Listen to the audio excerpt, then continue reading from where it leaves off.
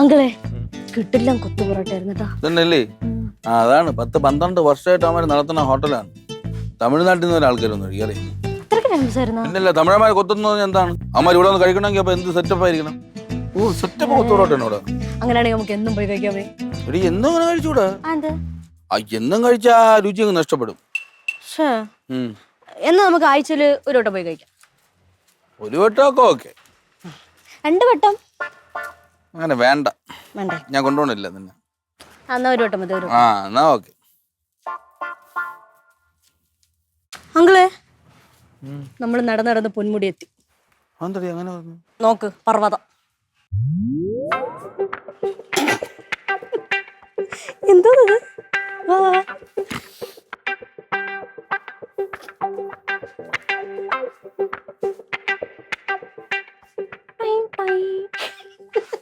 ഇതെന്തത് കോട കമത്തി വെച്ചാ അങ്ങനെ കേട്ട തലയിട്ടടിച്ചിരി.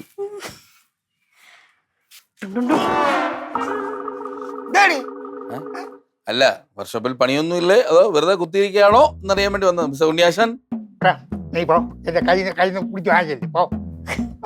ഉണ്ണിയപ്പോ ഇതില് കുട്ടിയുണ്ട്.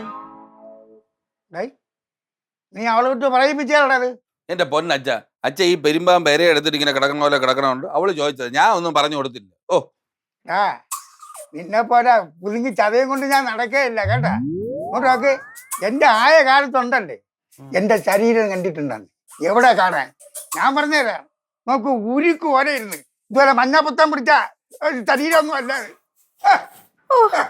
സിക്സ് പാക്ക് ഉണ്ടായിരുന്നോ? അതുക്കും മേലെ ഫാമിലി പാക്ക് ആയിരുന്നല്ലേ. എന്താടാ എന്നെ കളിയാക്കി നീ ഇന്ന് ചിരിക്കണ? അവളൊരു നല്ല കോമഡി പറഞ്ഞു, ഞാൻ ചിരിച്ചു. നീ ഇടയിട്ട് കട്ട കോമഡിയാണ് കേട്ടോ. 100 മാർക്ക്, 100-100. എന്റെ പൊന്നപ്പോ ഈ വയറും വെച്ചോണ്ട് ഇങ്ങനെ ഇരുന്നിട്ട് ഒരു കാര്യമില്ല കേട്ടല്ല. ഇങ്ങോട്ട് എത്ര നാളായി കമന്ന് നടന്നിട്ട്? കമന്നൊന്നും കിടക്കാറില്ല. കമന്ന് കിടക്കാൻ പറ്റൂല, എയറിലല്ലേ കിട്ടണത്. പിന്നെ ഇതെന്തോന്നത്? പക്ഷെ ഒരു കാര്യമുണ്ടടി, എന്റെ അച്ഛൻ വയറ് ഉറച്ച പിന്നെ ഷാറൂഖ് തന്നെ മുടി ഒരു ശകലം. അത് ശരിയാ. ആവശ്യമല്ല. അപ്പൊ ഒരു മ്യൂസിക് ഇൻഡസ്ട്രിയിൽ നല്ല ഭാവി ഉണ്ട് കേട്ടോ. അതെങ്ങനെ? ഇൻസ്ട്രുമെന്റ്സ് ഉണ്ടല്ലോ കൂടെ.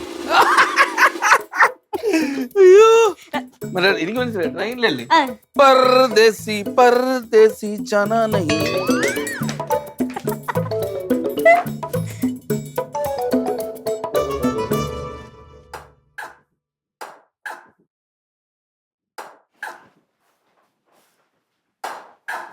മക്കളെ ചായ വേണോ?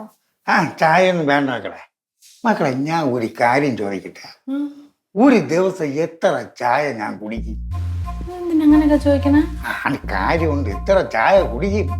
അങ്ങനെ നീ കൃത്യമായിട്ടൊന്നും പറഞ്ഞൂടാ. എന്നാലും ഏകദേശം ഒരു 9-10 ചായ കുടിക്കുമായിരിക്കും. അയ്യോ, 10 ചായ ഞാൻ കുടിക്കൂ? ചിലപ്പോ കുടിക്കും. എന്തിന്റെ മാമ ഇങ്ങനെയൊക്കെ ചോദിക്കണേ? അല്ല, എന്റെ ശരീരമാണ് കണ്ട വീർത്ത് വയറൊക്കെ ചാടി വരണം, അതുകൊണ്ട് ചോദിച്ചതാണ്. മാമ ഇനി എന്നെ കളിയാക്കുക തന്നെ. ഞാൻ എന്തിനു മക്കളെ കളിയാക്കണത്? പിന്നെ മാമ ഉണങ്ങിയല്ലേ ഇരിക്കണത്. ആ ഉണങ്ങി എന്റെ വയറ് നോക്കണേ. വയറൊന്നും കുഴപ്പമൊന്നുമില്ല മാമ. അതെന്ത്?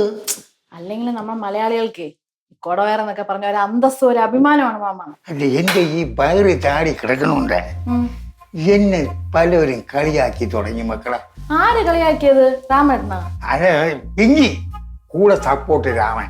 പിങ്കി കളിയാക്കിയ? ഓ, അപ്പൊ അതിനാണ് ഈ ചായയുടെ കണക്കൊക്കെ ചോദിക്കണം മാമൻ. ഞാൻ വിചാരിക്കണേ ചായ കൂടി അങ്ങ് നിർത്തി കളഞ്ഞാണ്ട്. ആ പെണ്ണ് മന്ദബുദ്ധി എന്തോ പറഞ്ഞെന്ന് പറഞ്ഞിട്ട്. മക്കളെ, എന്റെ ആയ കാലത്തെ ഞാൻ ഉരുക്ക് പോലെ ഇരുന്നതാണ്. ഇപ്പൊ നോക്ക്, വയറും ചാടി ആകെ വൃത്തിയുടെ മക്കളെ. അതുകൊണ്ട് ഞാൻ എക്സസൈസ് ചെയ്യാൻ പോവേ. മാമ ഈ പ്രായത്തിൽ എക്സസൈസ് ചെയ്യാൻ പോണ? എന്ത്? എനിക്ക് അറിഞ്ഞൂടാ മാമ, എന്തോന്നൊക്കെ കാണിക്കണമെന്തോ. മക്കളെ, പിന്നെ ഒരു കാര്യം, അത് കഴിയും മാമ, ഇത് തിന്നു മാമ എന്നൊക്കെ പറഞ്ഞു ഓരോന്ന് കൊണ്ടുവരല്ലേ. കൊണ്ടുവരുമ്പോ എനിക്ക് കൊതി വന്നു പോകും മക്കളെ. ഞാൻ അതുകൊണ്ട് മാറ്റി തിന്നുകയും ചെയ്യും. അപ്പൊ മാമ ഡയറ്റ് ചെയ്യാൻ പോണ? ഓ മാമ ഈ പ്രായത്തിൽ ഇങ്ങനെയൊക്കെ കാണിക്കാൻ തുടങ്ങി കഴിഞ്ഞാൽ വല്ല ആരോഗ്യ പ്രശ്നം വരും, ഞാൻ പറഞ്ഞേക്കാം. അത് മാത്രല്ല, ഈ പിങ്കി ഇതൊക്കെ വന്ന് പറയണ എന്തിനെന്നറിയാവോ? മാമൻ കഴിക്കാതിരിക്കുമ്പോ ആ ഷെയറും കൂടെ അവക്ക് കിട്ടുമല്ലോ. അതിനാണ് അവളെ ഈ നമ്പറൊക്കെ ഇറക്കണത്. അത് വിശ്വസിച്ച് മാമ ഓരോ തീരുമാനം എടുക്കാൻ.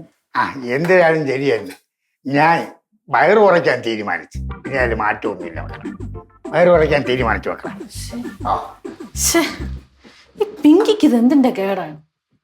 നമുക്ക് ആരടുത്ത് എപ്പോൾ സംസാരിക്കണമെന്നൊരു ബോധമില്ലേ എന്തു? മാമൻ്റെ അടുത്തൊക്കെ പറയേണ്ട ഡയലോഗാണ് അത്. കളി ഇച്ചിരി കൂടുന്നുണ്ട്. ഈ രാമണ്ണാണെങ്കിൽ പിന്നെ പണ്ടേ അങ്ങനെയാണ്. നമുക്കിത് എന്തിന്റെ കേടാണോ എന്തോ. പാവം മാമനാണെങ്കിൽ നല്ല വിഷമായെന്ന് തോന്നുന്നു. അവളെ നീ ഞാൻ കാണിച്ചു കൊടുക്കുന്നു. പിങ്കി,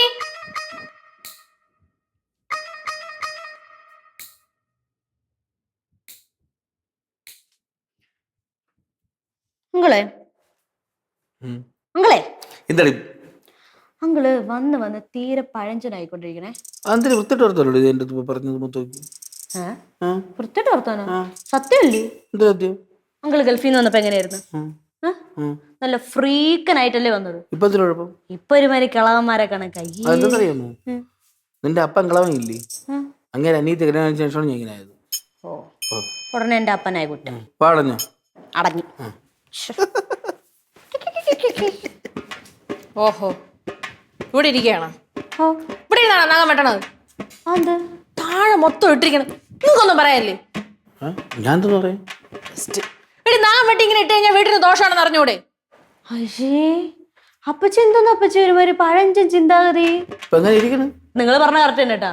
നിങ്ങള് അപ്പച്ചിയുടെ കൂടെ കൂടി തന്നെ എങ്ങനെയായി? ഓഹോ, എടി, ഞാനും എന്റെ വീട്ടുകാരൊക്കെ കുറച്ച് പഴഞ്ചനാണ് കേട്ടാ. നീ വലിയ പരിഷ്കാരി വന്നേക്കണ്. കൊണ്ട് കൊടുത്ത് മാറ്റി വാങ്ങിക്കണം നീ. പിങ്കി, നീ തരത്തിന് പോയി സംസാരിക്ക കേട്ടാ. അതിന് ഞാനൊന്നും പറഞ്ഞില്ല അപ്പച്ചി. നീ ഒന്നും പറയണില്ല. നീ ഇതുവരെയായിട്ട് പറയണ ഒന്നും ശരിയാവണില്ല പിങ്കി. എടി, അവള് കൊച്ചു കുട്ടിയല്ലേ, നീ അവൾ ഇത്ര വഴക്കുറഞ്ഞ എന്തോന്ന് എന്തോന്ന്? അവള് കൊച്ചു കുട്ടിയല്ലേ? കൊള്ളാം, നിങ്ങൾ എങ്ങനെ സപ്പോർട്ട് ചെയ്ത് കൊടു. അതാണ് ഇങ്ങനെ വഷളായിക്കൊണ്ട് വരണത്. പിങ്കി, ഞാൻ ഒരു കാര്യം പറയാം. നിനക്ക് നീ ആരോട് സംസാരിക്കണമെന്ന് ബോധം ലെവലേശം ഇല്ലാത്തൊരു പെണ്ണാണ് നീ.